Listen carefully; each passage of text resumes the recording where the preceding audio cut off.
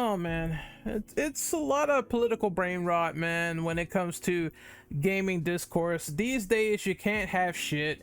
You can't be nuanced. You can't have some excitement harbored to a well anticipated sequel that I think deserved the recognition that it did. Ghost of Tsushima is getting a sequel called Ghost of Yote. And in this sequel, you will not be playing as Jin Sakai, the prestigious protagonist of the first game. And it's okay for people to miss that protagonist, to have some sort of bond experience with his first arc.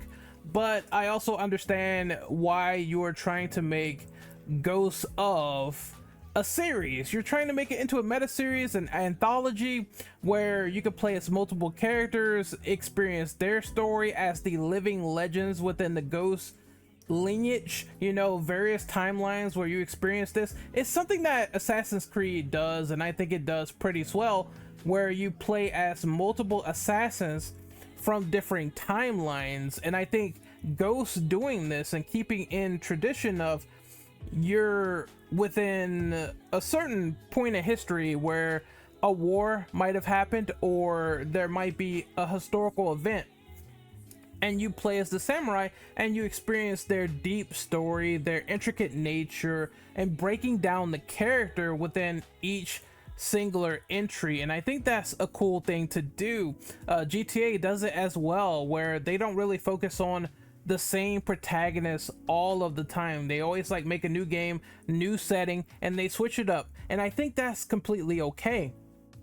If you want to make a meta series where the possibilities are endless, you keep what's familiar and then you build on top of what you know within a new environment, within this glorious storytelling, and then you go from there. Ghost of Yote is one of my anticipated games of 2025, right? I can't wait to play it. I think Tsushima was a solid game. It had problems. There's issues that it had. It got a little bit repetitive. Some of the combat was weird.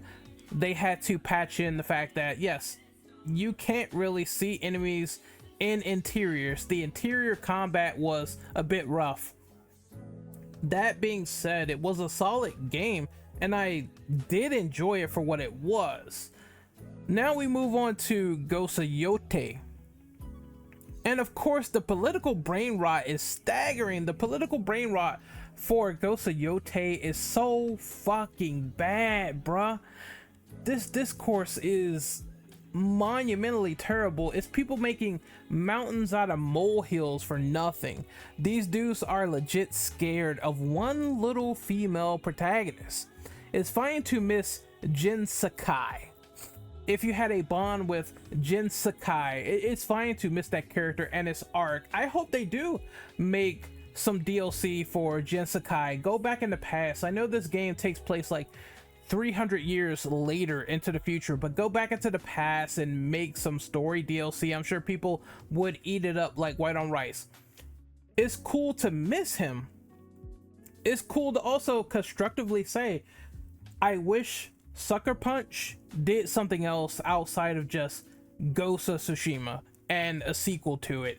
I miss Infamous like really, really bad. You have no idea how much I miss that franchise, how much I care about it, and just in this atmosphere of like superheroes and dealing with their media, it would go over really swell to get like a new Infamous entry. Sly Cooper, some people miss that. Totally understandable. What are people bitching about right now? They're bitching about a female character in Ghost of Yote. The game is looking neat in my opinion. If they do whatever it takes to vastly improve upon the first game, then I'm in.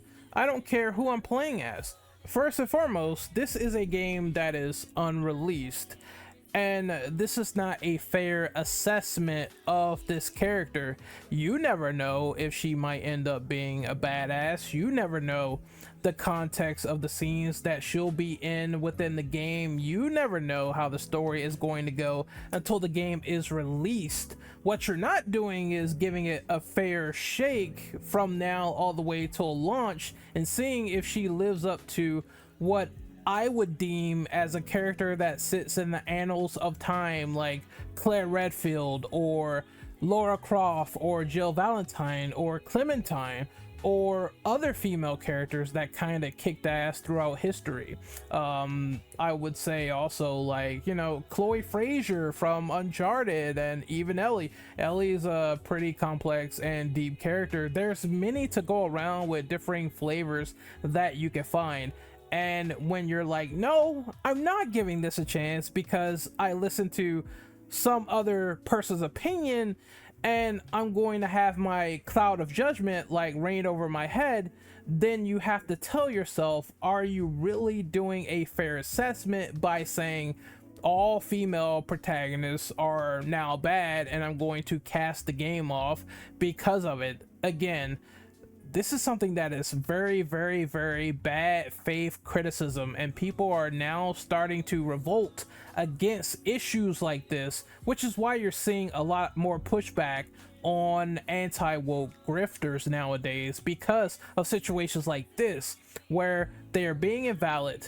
They have not even experienced this character's journey yet, and they're already trying to signify that it's bad. No, you're having a bad faith criticism and it is not showing in any validity of the sort because other people did not experience this game yet. So how can you say if it's bad or good? You don't know yet. Simple answer, simple as can be. Believe me when I say that one of the best things about core character traits and stripping that down, because remember, we all bleed red, stripping that down to the bare essence and understanding that humanity with the character and seeing it echoed out is one of the most brilliant things in storytelling to witness. And you're stripping yourself because of that and mundane reasons. I don't see why. It's not a flex I would do, but that's kind of how it feels. Seeing the essence of these characters stripped down, torn apart, and seeing them continue on with their humanity when it's done really good, that kind of compels people. And once again, there were a large abundance of people. I'm not saying that I'm one of them, of course. I thought the story for Jin was okay at best. But there was a core of people that resonated with Jin Sakai, and they earned the player trust from that game. These are the same people making Ghosts of Yote. If there was someone out there that related to a foreign samurai named Jin Sakai, then what is the problem with giving the same developers who worked on the first game the benefit of the doubt? Maybe in the end, you'll end up relating to this new female character and you'll find out that you blew a bunch of hot air all over the place for no reason. I understand being disinterested in certain games and certain like standpoints and topics and whatnot. None of that is going away. But the trailer for Ghosts of Yote pulled me in enough to invest me saying, I want to see what this story is all about. And the world probably would be a better place if gross assumptions like, well, if it has a female protagonist, then the story is going to be shit, everything's going to be shit, gameplay, physics, graphics, everything. If those gross generalizations didn't exist, then maybe I would take people like this a little bit more seriously if they had something meaningful to say in the first place. You're just pulling stuff out of your ass out of thin blue and hoping something sticks. So going down, some guy, some idiot, this complete fool. All right, I think this guy is a fool. He says that he believes that Sweet Baby has something to do with Sucker Punch and Ghosts of Yote. This decision after someone said, what happened to Jin? And Jin's dead, all right? At this point, the harsh reality is when you talk about Ghosts of Yote's timeline and it's 300 years later, Jin is dead. I said constructively, I'm hoping they have some sort of monument, maybe some sort of history, build him in with the lore and show the foundation of the ghost. And you could use him to pepper in like world building in the lore. Maybe someone will remember him. You go to like a certain monastery and you see some remnants of the past. I think that's totally fine. I'm thinking of this game more outside of the box than this fucking clown, all right? It's like Why can't we have intricate, detailed discussions like this anymore without someone screaming DEI or SBI or fucking ESG? It does not rein in intelligence. It does not rein in anything of meaningful thought. You're just drooling at this rate, okay? This is what I think. It's just people drooling and jabbering and yapping. We could have like more fundamental conversation about what this game entails, what they could fix, problems from Ghost of Tsushima that they could improve upon in Yote. And people just don't do that for some reason, and I just don't get it. But then again, some people just are not thinking about this above room IQ temperature. Like I just don't understand it. It's just I want to see more of Jin, but I want to see this new person's story as well. If it's really just as good, then I'm not gonna have a problem with it at all whatsoever. We got more though. This guy, Froll or whatever, he says, "Am I the only one who thinks that Ghost of Yote is gonna be another studio going woke for the sake of pleasing more fans? Don't get me wrong, the game looks great, and it does. It looks phenomenal. It looks a little bit better than Tsushima in terms of graphics. Definitely well, I would say like a massive leap there in terms of graphics. More or less like the same, just really sharp looking environments and more foliage and the snow now and everything looking pretty cool. The fact that you possibly have a wolf now as a companion, it kind of reminds me of D-Dog from Metal Gear Solid 5. You know D-Dog, where you can make him attack enemy soldiers in a base and he would fuck people up, and imagine the possibilities, right? Like, I'm talking real shit, interesting shit. And this guy's just screaming woke, dumb garbage, woke. Having a female Ronin in a world dominated by male samurai takes away from the realism? What? All right, so in history, as we always take from, you know, historians, I like to go to the Japanese history subreddit and check things out and read things and understand things. There were, you know, women, female warriors that defended the castle of men, and they used naganatas with them. They call them the Onibugisha. I hope I said that right, because Onibusha, it kind of reminds me of Onimusha. I don't know if that's where they sort of took the term and twisted it with Capcom, but still, there were women like this that existed in the past, and they had an offensive approach to battles. Maybe used more for rebellious incidents where all kinds of people were fighting like civilians or people who didn't have the lineage from a warrior family. This term did exist, and these people did exist in history. These female fighters that were armed, and we're seeing it right here. You can read the rest, is right here. Actual people who talk about Japanese history are mentioning it. So I don't know why you have a problem with the female Ronin unless you just simply hate women. And if that's the case, that's a personal problem. You need to go and get some cheeks. All right, get some cheeks. Like, some of these people just need to get some cheeks, or I don't know, get some cock. Calm the fuck down. Let the game come out. Let us play it, witness it, enjoy it, experience it. And then we'll talk about the things that worked and the things that didn't in a very cohesive format. And I think some people are capable of that discussion still to this day.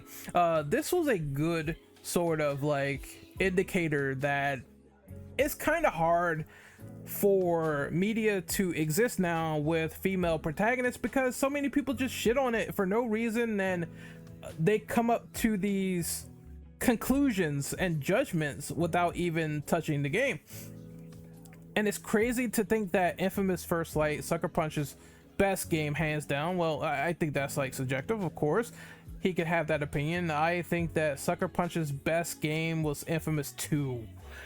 That game fucking kicked ass. But anyway, it dropped in 2014 without so much as a peep about any of this nonsense. And, you know, the culture war did not exist at all during this time. It was relatively peaceful, so I can see why First Light did not get all this ire, but it could not be released today without a bunch of judgmental people all over it. All right, you know this is fact, you know this is law. It would get this same sort of ire if this is happening with Ghost of Yote. So Birdman, my man Birdman Anthony, he was saying he enjoyed seeing Ghost of Yote, and it was the only thing that he gave a damn about from the terrible state of play. I can't wait to see what the Antiwokes think about this one. And I said, like clockwork and poetry, ask and you shall receive. This is Sucker Punch's reply to why Jin Sakai is not in Ghost of Yote, and it's a reasonable response. I think it's a fine response for what it is. A new hero, we wanted to do a new origin, do a new legend, and this led us to this new protagonist, a new story, a new region. Cool, all new stuff. I'm totally cool with that, as long as you improve the original. That's all I care about. And then this guy said, I hope it don't go woke, get taken over by fat liberal white women. You know, this is a game centered around Japan, so I don't know why you are mentioning liberal white women with a game with Japanese settings. I guess he means the creators. I don't know who works at Sucker Punch. I know Nate Fox is mostly the creative director, which is a male, so you know, does people know that he probably made this executive decision? A man probably mostly spearheaded this choice and said, okay, let's go kick ass, man. Go make your stories if they're creative and they invest me. And of course, as a person who did enjoy the first one, I want to see where they go with it. I think that's totally fine. I think that's reasonable. The last thing is, it's kind of ironic in the end, because if you look back at it, people kind of culture warred Ghost of Tsushima with The Last of Us Part 2.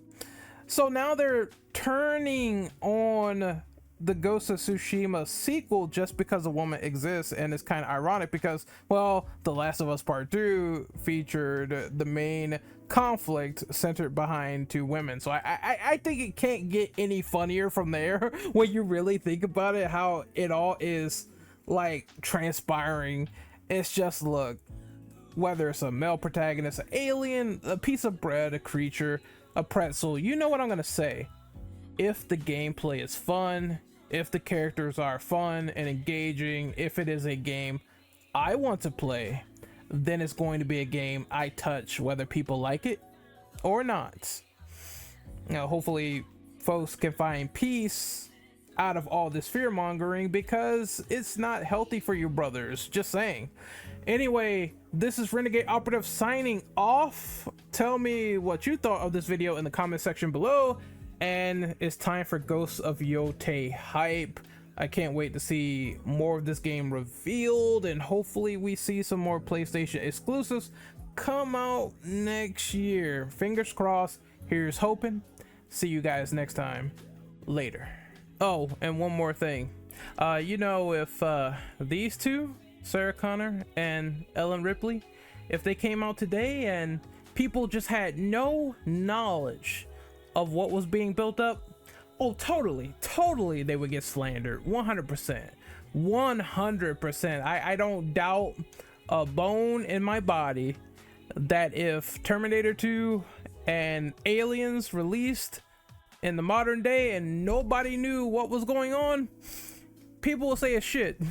They would. And then imagine it coming out, playing out the same way, and then people are just wrong at the end of the day. Just imagine that spectrum. But what a lot of grifters like to do is they like to say, well, Sarah Connor, Ellen Ripley, those are the pinnacle of female protagonists, right? People like to say this, but I'm telling you now, if you had no prior knowledge of these films releasing in the modern day, they would get slandered into oblivion, man. It would be a massacre. It would be a straight up murder. And then the movies will come out, and then it's like, oh, you know, people kind of did this with Prey too. They kind of did it with that movie as well, where it's like, I think Critical Drinker changed his title twice because he misread that movie super hard, and then it came out and it turned out to be good. And there are times where grifters just really eat the fattest L because they have no idea what they're even saying in the first place. People can't say that they wouldn't shit on female characters at face value when they're doing it with Gosoyote, and they also cannot say that they probably wouldn't direct the same smoke to Ripley and Sarah Connor if they're doing it at face value. And imagine if they had no prior knowledge, you know, put them in that hypothetical box, that hypothetical situation. You'll have some dickhead saying that one way or the other, because guess what, it's the internet, where apparently and unfortunately low amoeba opinions are being touted, thrown out there, and recognized, and it really sucks for our YouTube algorithm. Imagine if these grifters made no money whatsoever on these videos. You would probably see a lot less of them if they actually had to try harder.